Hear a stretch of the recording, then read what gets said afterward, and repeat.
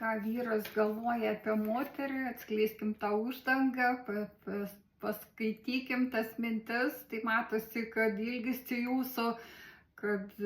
jaučia tokią nostalgiją, tokius gerus, gražius jausmus, kaip vaikystėje, kad jūsų sielos susiliečia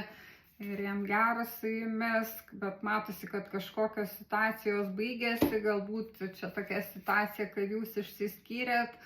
ir dėl vyro kažkokios galbūt ir kaltės, tokio imperatoriaus požiūrio, kažkokio noro valdyti situaciją ir matosi, kad vis dėlto